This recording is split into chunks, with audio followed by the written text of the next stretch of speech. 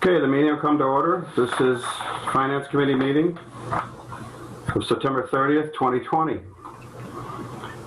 We have no minutes from the last meeting, and Peg and I will discuss minutes moving forward. Mayor, do you have anything for the committee other than what's on the agenda? I do not. Okay, and we'll get right into public speak. I don't see any public here, so you're all members of the administration and the city, so you'll all speak when you need to. First thing, Jeff, you're up for both of these items. The $25,000 is a change order to put in flashing signs at the Route 10. If anybody needs me, I have the documents ready to share. If you need them up, Jeff, or anybody, let me know. I just won't share the screen unless you need them. And the second one is the design of Ferry Street. So why don't you give us a brief overview of the $25,000 to start? Sure, thank you. There is a cover letter that accompanies the request that's in the council packet. Not to make too large of a deal of this, but these two are the first two requests for use of money out of the Cannabis Stabilization account. This part of the request for the $25,000 for the rapid flashing beacons is important for pedestrian safety. And what we see happening on Route 10 is great level of activity, development activity. So obviously, River Valley Co-op, others have noticed that the Cook Building Supply property is under construction. And so, going back a year or so, that is permitted for cannabis. And what they're working on is renovating the old store for a new cannabis retail store. And the barn is renovated. And, it came up last night, just for clarification, that the barn actually is not cultivation. The barn is still a yet to be determined use for the cannabis entity, but they are basically redeveloping that entire site largely for parking. So that's very much underway. And then, by way of introduction and information, Liberty is another cannabis establishment at 195 Northampton Street, where the dog groomer used to be. And as information trickles out, they're currently open for soft opening for medical use. And best estimate right now is that they will be open on Friday, grand opening for retail cannabis sales. And then we have some other projects that are a little further down the road, but not as far along. So what we're trying to do is increase pedestrian safety on Route 10, and the Cannabis Stabilization funds are going to be used, our request is to use them to pay for the rectangular rapid flashing beacons that were installed basically to connect Cumberland Farms to River Valley Co-op. And we expect increased pedestrian activity as a result of having the cannabis establishments on Route 10, but we also just generally expect increased vehicular traffic. The origins of the beacons is that they were not initially included in the MassWorks plans, and it was coincidentally me trolling Facebook, and somebody asked, "Oh, I hope there's flashing beacons at that intersection," and lo and behold, there were not. And so we really doubled down to put them in. They're up, and with Michael's help, Michael Owens in procurement, and with all the grant administration, they're in. And what we're trying to do is fund them through this Cannabis Stabilization account. I have a picture of them, but I don't know that that's necessary. So again, that's our first request for use of these funds. It's in very close proximity to the Cook Building Supply, and it's on Route 10, where we're going to have some other cannabis activity. Isn't it right up next to Cumberland Farms, going to the co-op? Isn't that the crosswalk you're talking about, right? Correct. Yep. So my biggest question is probably for the mayor. because I don't know how, I'm very happy we're using the Cannabis Stabilization Fund. I'd like to see it used as often as we can. Do we get to decide, you, Mayor, with your team, get to decide how it's used, and then later on have to defend it should it come up at an audit, or do you have to get pre-approval for this? I'm just curious about that. I mean, no, I mean, we decide, you know, the team, I decide with a lot of input from the department heads. But remember, the stabilization account is also got sublines. So we're talking about INSA and what's going on in Route 10 and that impact. So we're always looking at where the impact is happening related to cannabis, how it is. There are 4 different kind of buckets for cannabis money, and this is the beginning of it. Candidly, these projects are right in line with the host community agreements that we have signed. What the council will see, though, is the council will see more of a plan around the Cannabis Stabilization Fund, similar to what you would see as a free cash plan. Given we still don't have a state budget, I have been reluctant to put those 2 plans forward, and we're using we're using the stabilization money sparingly when we really can't wait. But so it's not as if we're going to keep coming back on one-offs. We're developing kind of priorities and how it relates to each dispensary.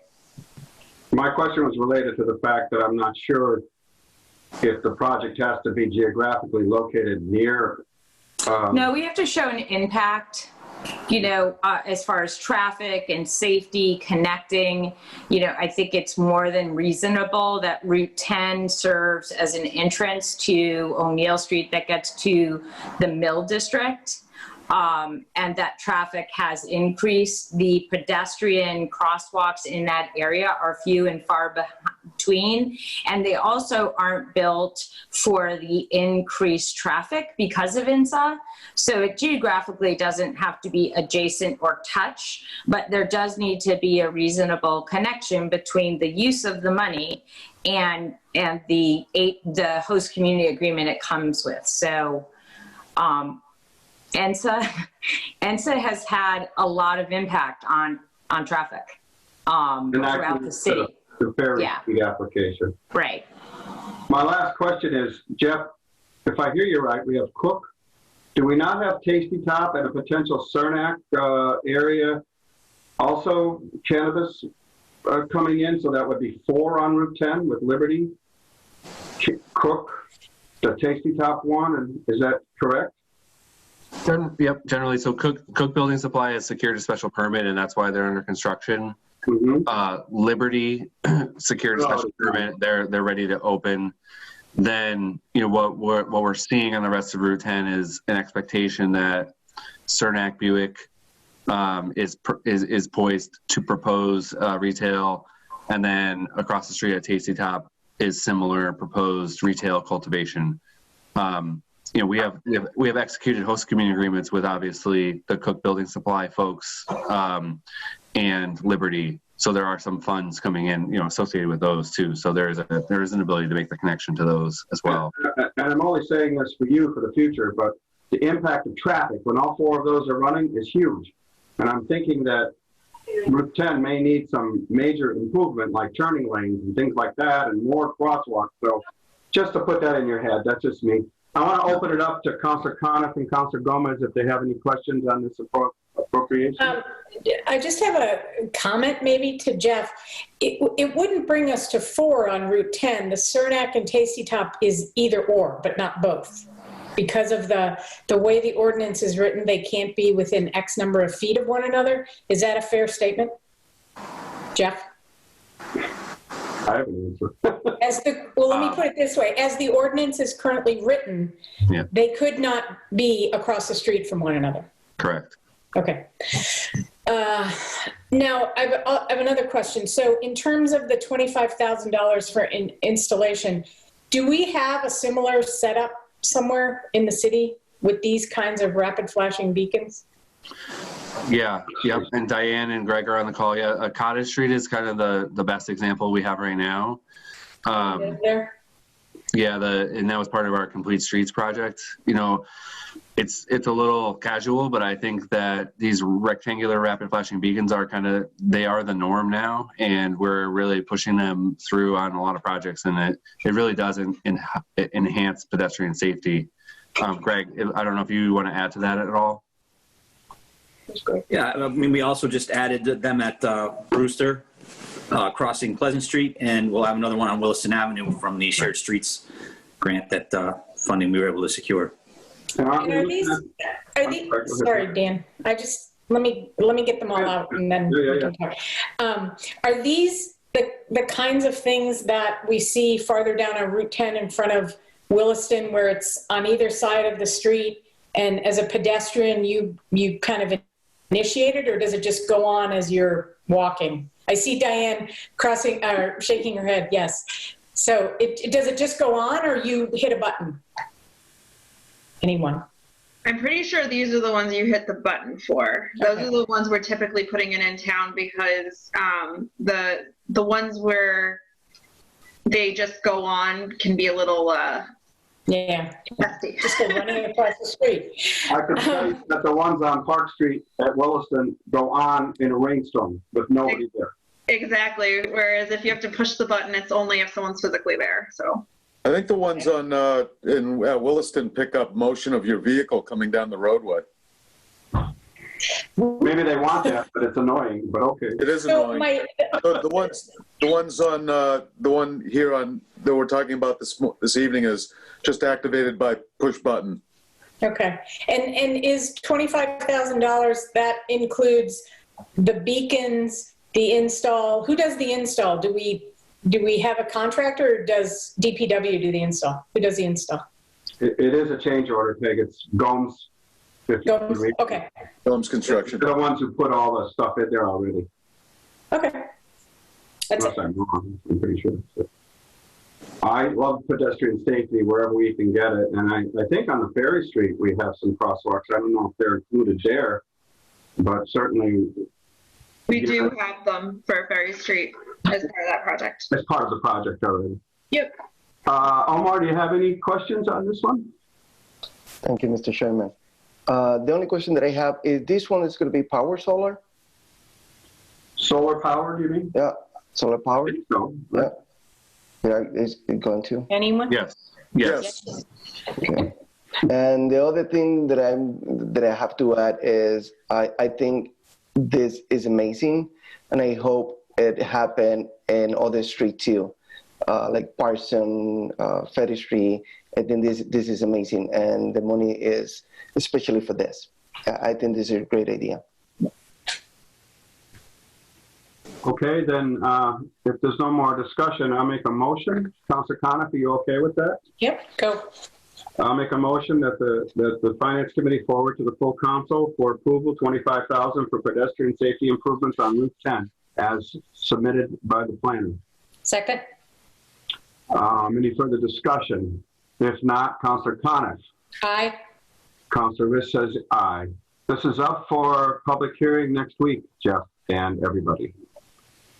The next one is $46,000. Again, it's a cannabis-related item, which I expected because it's Parsons Ferry Street, and it's an intersection upgrade, obviously. Necessary. I have no questions on it, except, as the mayor explained, cannabis can be used for this, the stabilization fund. So do you want to go into it too much? I don't know how much. It's a design request. It's totally designed now at this point, right, Jeff? Yeah, Mayor, if you don't mind, I'll jump in. This has been an intersection flagged for consideration for quite some time, and I think it's a fantastic example of the way that we can start to look at using some of the cannabis funds. Is directly related to INSA. We like INSA, but INSA comes with impacts. So if you're coming from Holyoke, from 91, the preferred route prior to the detour. So once the detour is gone, the preferred route is East Street to Parsons Street to INSA. So Mayor, if it's okay, I mean, the idea here is that this design critical, but the associated costs for construction, you know, we were also looking at cannabis funds for some or all of that, and we don't know how much that's going to be until we get through this design. But you know, that's a really important thing that we can start to do.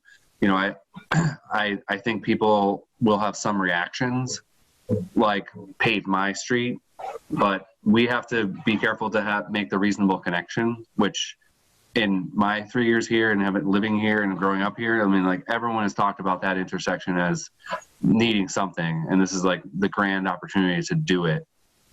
So I really appreciate Greg's involvement, Diane and Dan and others. You know, we looked at this. This is just like top of the priority list for getting something done over there. Can you, you alluded to using, first of all, the design will give us an estimate on the cost of doing your work, correct? Yes, everybody's shaking their head, yes. So the second question is, are there grants we can apply for to match with cannabis impact money, or is this something you don't anticipate grant is available, Jeff? Well, I mean, we are exploring, you know, the mayor pushes hard on all of us to, like daily email, new grant, you know, let's check it out. I would say, and I didn't really discuss this with the mayor, but we have a beeline. We can just do this. Like grants are really complicated to do. They take forever. They do take forever. They're challenging. They have their own challenges, but I would say that hopeful, like the idea, bear with me, I promise, but you know, Ferry Street improvements, that is going to be such a improvement over there. And that was MassWorks, and that was on the Complete Streets list. We're ticking off like 7 projects from Complete Streets with Ferry Street. We move over to Parsons Street, and we're ticking off like 3 other projects on the Complete Street list, and we can match the recently completed MassWorks with the Parsons Street, you know, upgrade. And then we are waiting, fingers crossed, for our community development block grant application to come in, where the third level of this is that we're trying to start to refocus on New City. So it would be the rest of Parsons Street and that historic neighborhood where we do a planning assessment, understanding all the infrastructure over there. And if we get that, then we set forth like a 6-year program to upgrade the infrastructure in new cities. So, you know, the mayor's been pushing hard on all these ideas of matching and combining grants. And so we kind of pick and choose the way that we can get the biggest bang for the buck, so to speak. So this is the way we thought about doing it. Well, I know that once free cash comes in, we have something like $700,000 that has to be moved right into that capital stabilization. Cannabis stabilization account. And once that happens, we should have sufficient funds. Mayor. Yeah, I would say, you know, a year ago, I would have not hesitate to say that I would look for Ferry and Parsons once we get the feasibility study to be completely funded out of cannabis. I think today that's even more sure because one, it's very necessary. One, that neighborhood deserves, I think, a nice, safe gateway to the Mill District for recreation as well as commerce. But also it's a big hazard. I would rather, you know, we need to be very mindful with 2 buckets of money here, MassWorks, and also transportation improvement project money, which we'll start looking at our next big project soon. We've got a couple kind of in the in like the channel, but I look at using 100% cannabis money to do everything and to complete this as a logical community commitment to the community block development grant that we've gotten over the last 3 years. And I think that it is a show of community financial as well as community spirit vote of confidence that we can then turn on our heel to state and federal government to do a next big piece over there. And there, in that area, there's a lot of like things that are on our stormwater management plan. And there's also, you know, quite honestly, some stuff we have to take a really hard look at as far as affordability in New City. I mean, it's kind of like it's tricky. You improve a neighborhood and the values go up, and then people want to buy there and the rents go up. And that's an important neighborhood we need to keep affordable. So, you know, I will be back before the subcommittee and the council, hopefully sooner rather than later, to put some protections in or put some programs in to make sure the people who live there now and rent, if that they can stay there and afford it. And it'd be super wicked cool if we could figure out how we could help them buy. I mean, what about that? And Well, I like to think get into it. And I imagine New City, Greg, you can tell me this, but the infrastructure at New City is probably the oldest in the city. Yeah, it is some of the oldest in the city. First built when the mills came into play? Yeah, it was actually, most of it was constructed by the mills themselves. And we don't, it's old. It's very, yeah, some. I think the 30s and the 40s when you looked into it before. Yeah. But it was all put up with profitability and the mills getting up and running and not so much long-term ownership by the city. It was built for the mills, by the mills, and we've got infrastructure in the city that was built at the same time that was built a lot better, is what I'm getting at. I mean, if I could just... Okay, Mayor, go ahead, and then I'm going to move to Councilor Khan.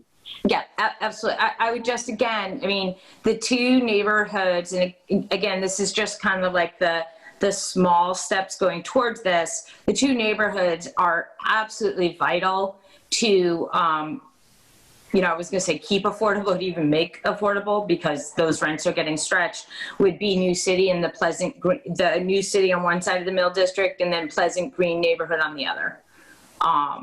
And I strongly believe that when I look at the socioeconomics of those two neighborhoods, it is right and good to invest cannabis money where appropriate in those two neighborhoods, because those are neighborhoods most likely to be experience disparate impact from when cannabis was illegal. You know, as you go down, honestly, just the family income level, and certainly if you're talking about brown and black and disenfranchised populations, they've you know, bore the brunt of the war on drugs, of cannabis, and those dollars deserve to go back into those neighborhoods, and we should. It's homage to our history, our blue collar history, but it's also homage for inequity that's been going on forever. So that's my philosophical plug, President Conniff and Councilor Rist and Gomez. So forewarned. The Councilor Gomez would agree with you, but Councilor Conniff. Well, Councilor Conniff does as well. So, yeah, I see no downside to that.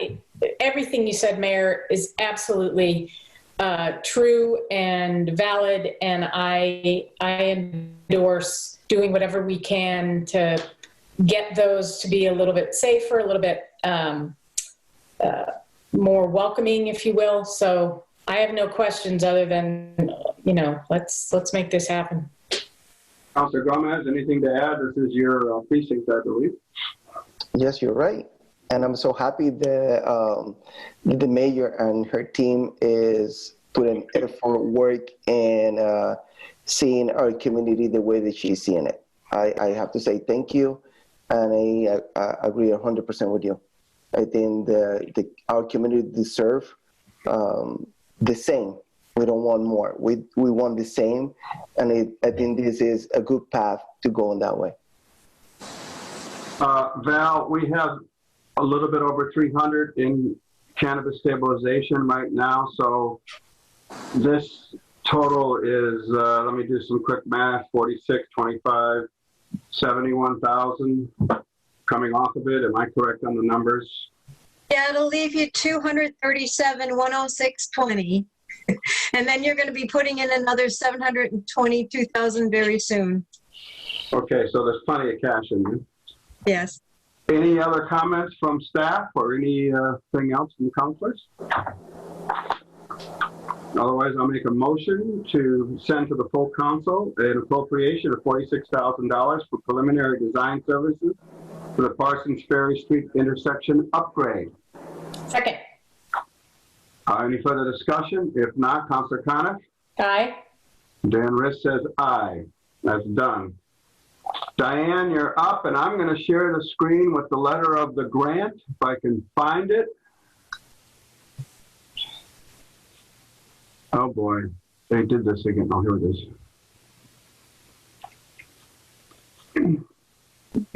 Let me find the page I need to be on. 84.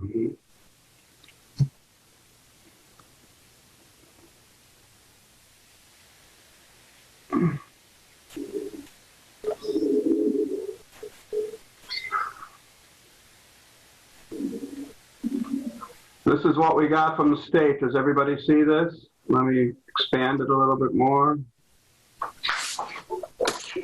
Oh, darn it. Hold on, I'm sorry.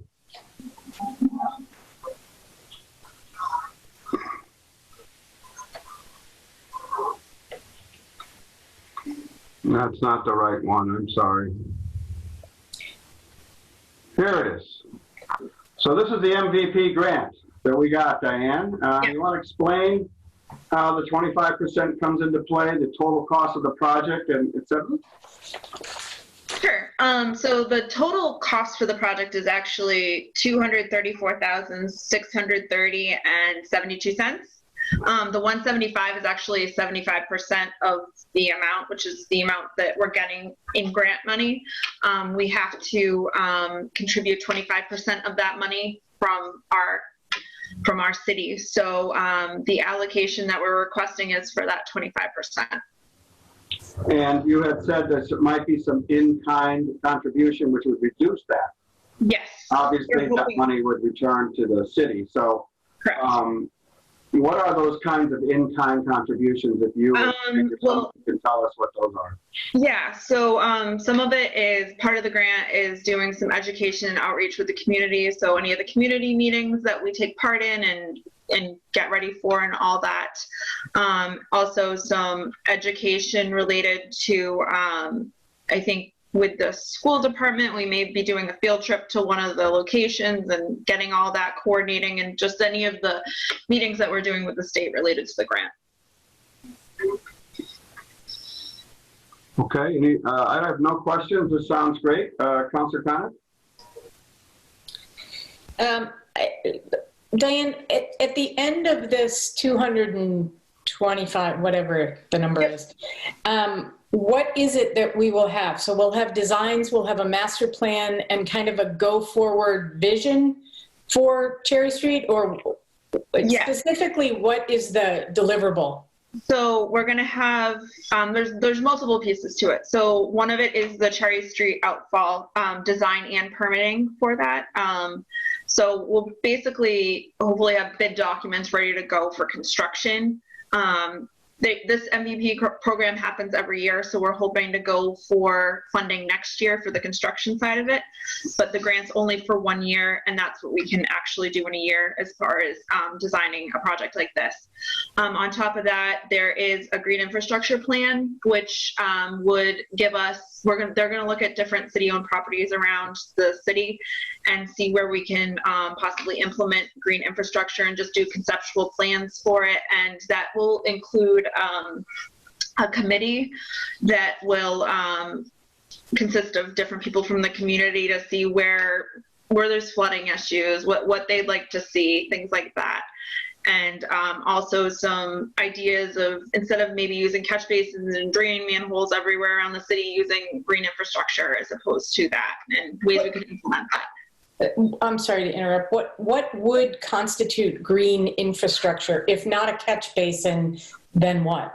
So rain gardens are instances of that, or just grass swales, things like that. Things where instead of going into what we call gray infrastructure, which are pipes, it goes and is infiltrated into the soil or is naturally treated.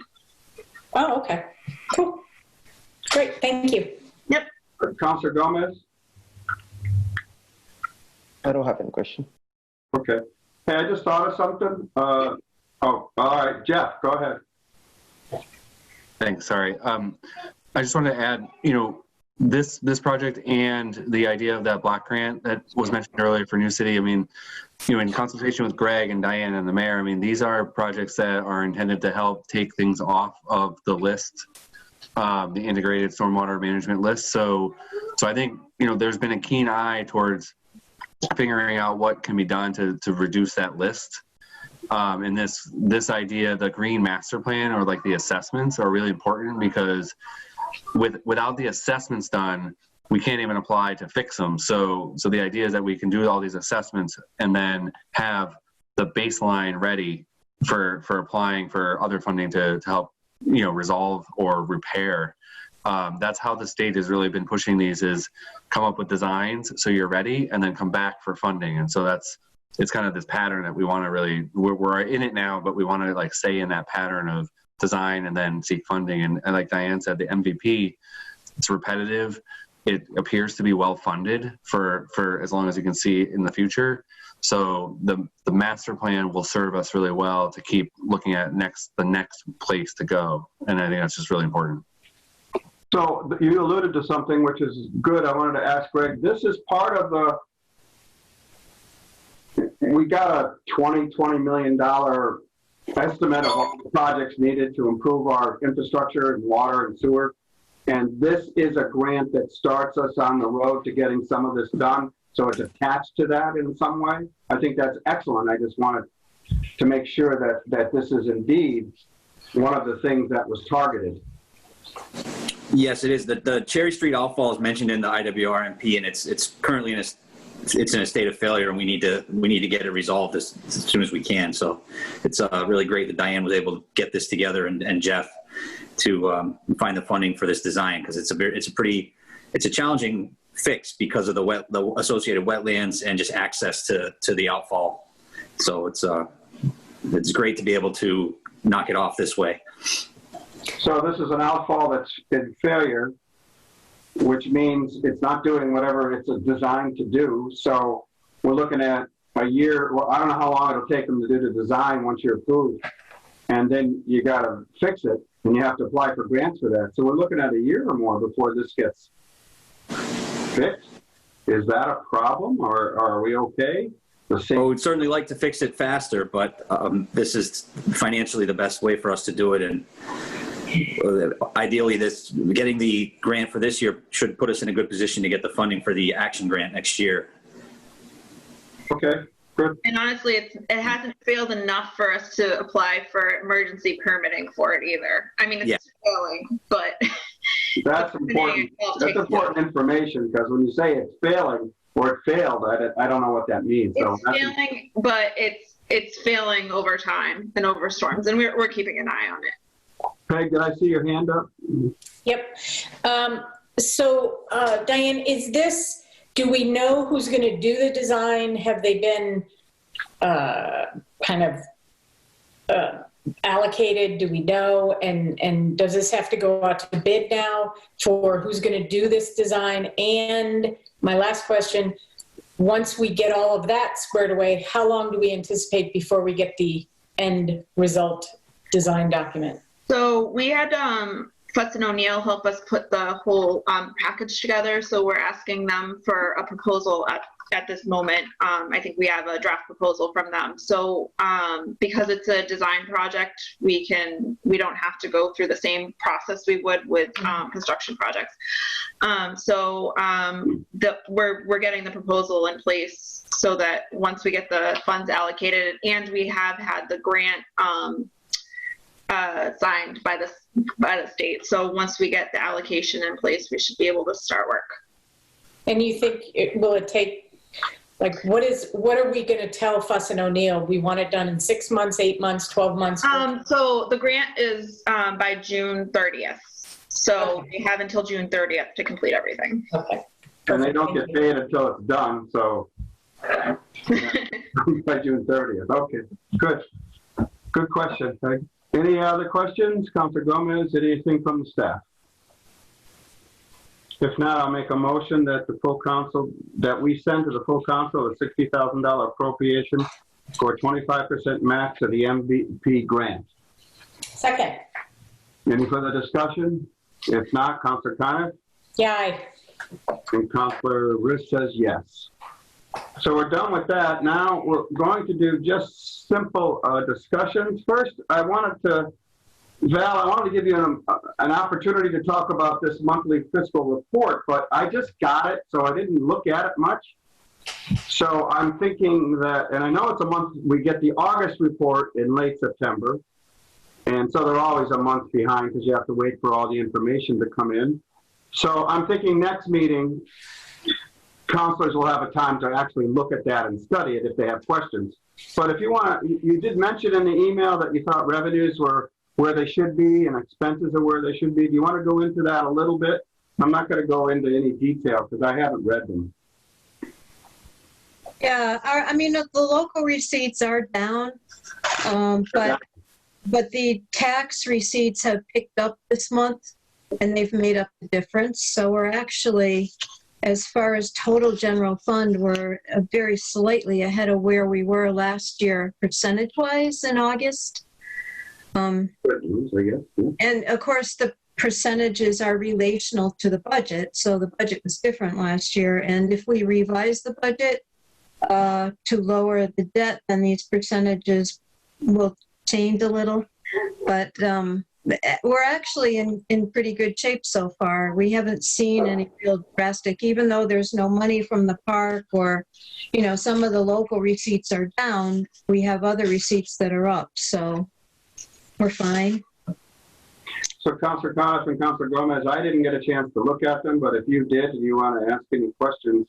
I have not yet, Dan. No, okay. So Val, next meeting, we might have some. We get to study those, all right? Okay. Now, I'm going to share the screen with my latest stipend request, and I'm glad the mayor's here. She can see what I'm proposing. This is based on our last discussion, and again, I don't want to vote on this until we have a full committee. But I just thought I'd throw it out there. Based on what we discussed last time, I did go down to 500 for the city council president. I went up to 2,000 per year per school committee member. And I do want to continue the BPW to only 1,000 per year. My thinking on the way this would be funded is the first, because elected officials can't receive any funds until January 1st of 2022. That would be half of a fiscal year. So that total is 9,500. And I'm trying to get this bigger. I'm sorry. And we would have more in fiscal year 2022. So it does change it. I personally, I like giving the BPW more, but again, it's not a deal breaker for me. I dropped the idea of the planning department.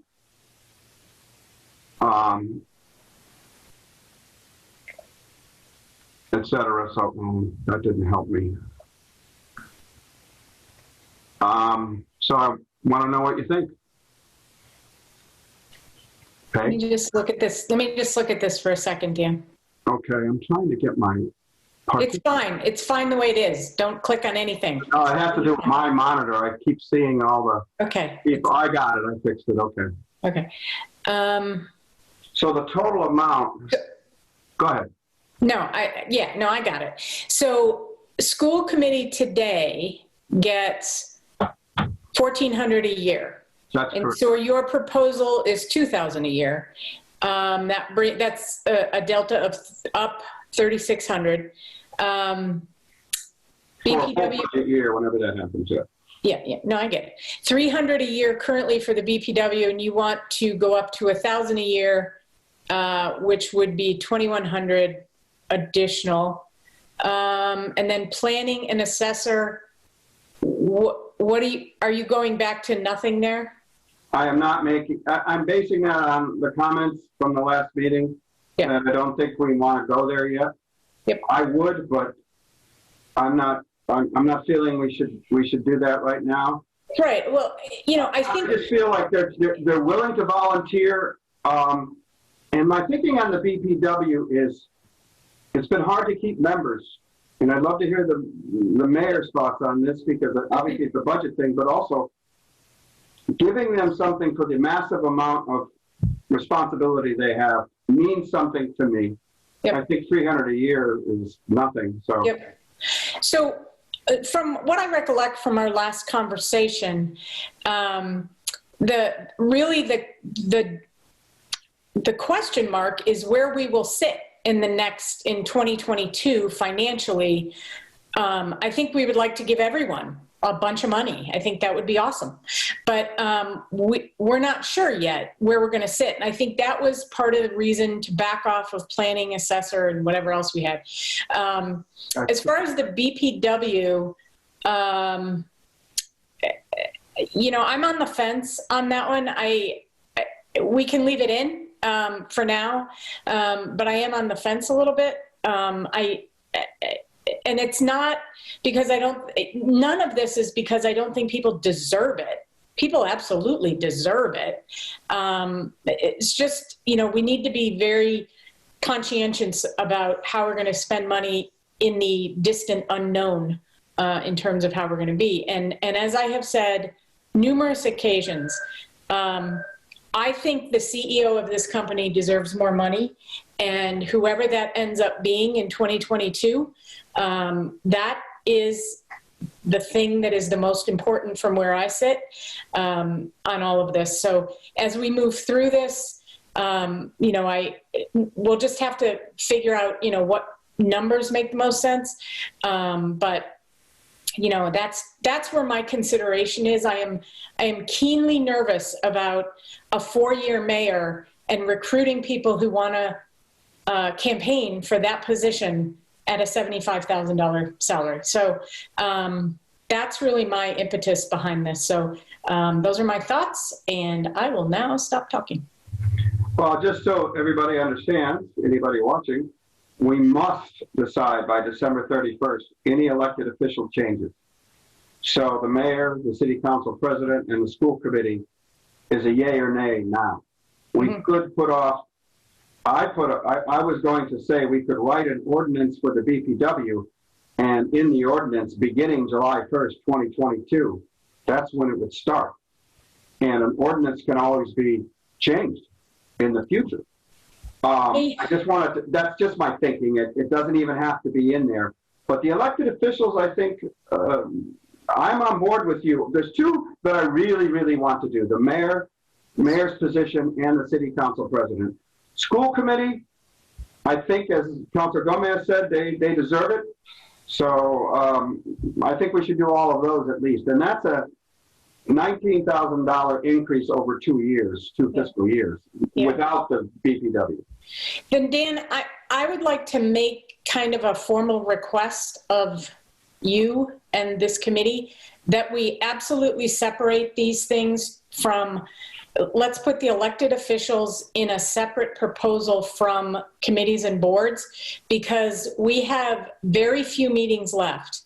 And if we're going to wait until this finance committee is a full committee again, we're talking November, and then we would have to have a public hearing, and then we would have to vote on it, and that leaves like 3 more meetings after that. So my recommendation is we focus solely on the elected official positions right now. We table the other ones, and we bring those back up maybe after the first of the year. And the next conversation we have, we really dig into this and put kind of our best option forward and kind of see where that takes us. But I think at some point we have to just put a stick in the ground and say, okay, this is our proposal, so that we can, we're running out of runway.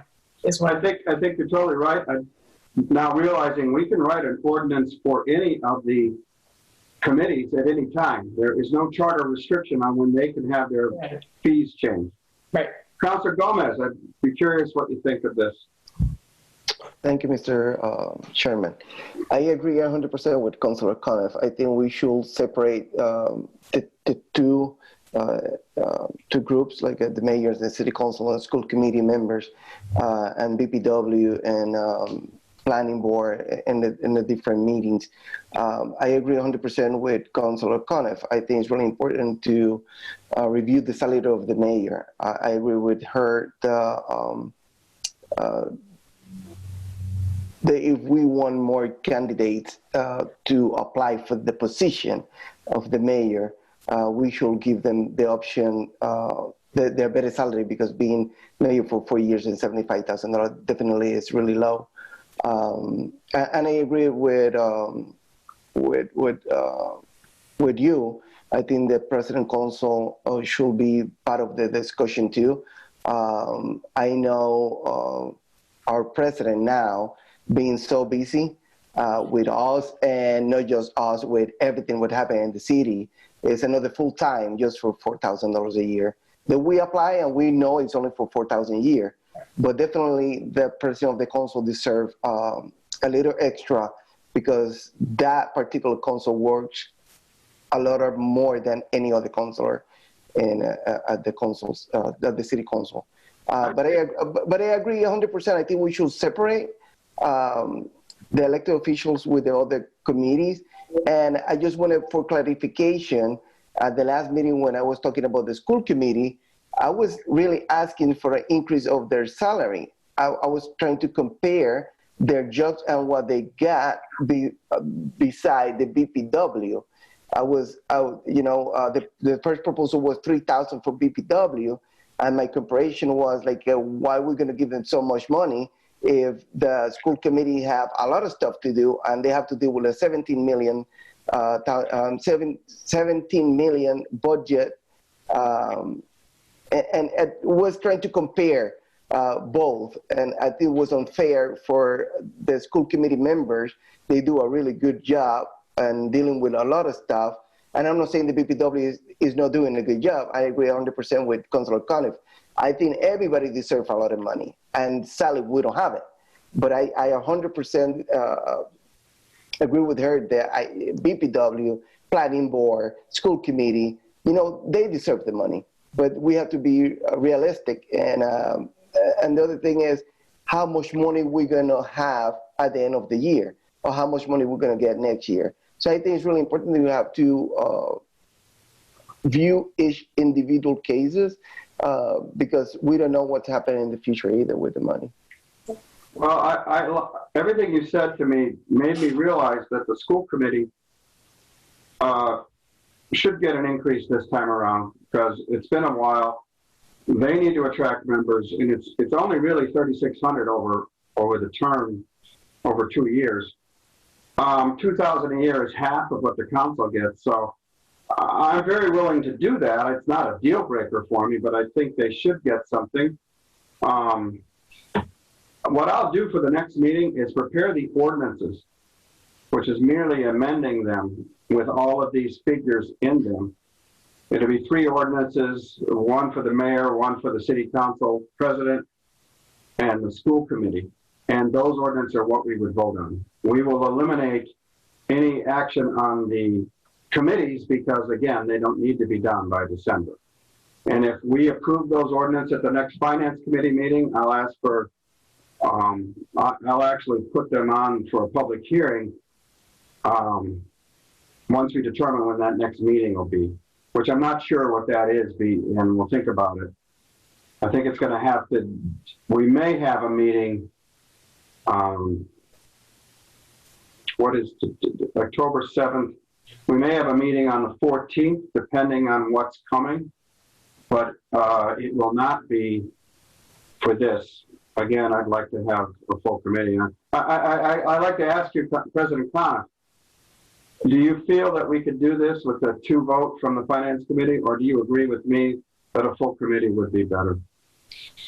I mean, I think it would be ideal to have a full committee, but I also understand that the full council will be voting on this. So we're merely making our recommendation, and I I don't think it's absolutely critical, but, you know, we can play that by ear. Well, we could vote on, I'm thinking of having a meeting on the 14th, which is the next time we would have a meeting, Right. Wednesday. So we can vote on it then, and I'm not sure if we'll get anything in the next packet for finance. We could, anyway.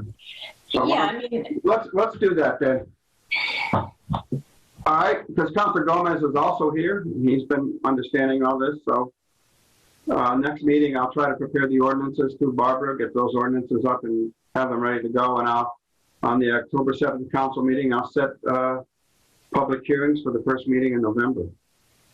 perfect. Or I could make it for the 21st if you think. No, Dan, we won't have a full council on the 21st.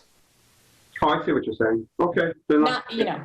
well, if we have it for the first meeting in November, it's a done deal. It's done before December 31st, so that's okay. Yeah. All right, so that concludes that. If I hear you right, I'm going to do what's presented here. Mayor's position, city council president at 500, and the school committee at 2,000 per year. Are you in agreement that you know, we have to vote on it, but I'll have the proper ordinances written on those three. Yeah, let's go with those numbers, and then any amendments can happen in full council. Okay, good. I'm going to stop sharing now. Mayor, did you have any comment on any of that? I forgot to ask you. No, I don't. Okay. So thank you very much, everybody. And I guess our next meeting will be the 14th, which we will, I'm certain we will deal with the stipends, but we may not have any, I don't know. Are we having anything coming forward, Mayor, in the next packet financially? Do you know? You don't know yet. I don't know. Alice, I don't know yet. yes. Yeah. I mean, there's definitely some stuff coming up, but I'm not sure what's going to make it and what's not. Well, we'll just assume there is. At this time of year, there's always something. Okay. Thank you all. We'll see you at the company. Public hearings for everything. Diane, next meeting, October 7th. Greg, if you want to come. Okay? Thank you. Will do. Councilor Khan? You said October 7th. You meant October 14th, right? October 7th is the public hearing. Okay. The October 14th for this? Finance committee meeting. Right. October 14th, what time for this meeting? 5:30 or 5? What's better for you? Doesn't matter. I'd like to do 5 o'clock if that's all right for everybody. Does that help everybody? Yeah, let's do 5. Okay.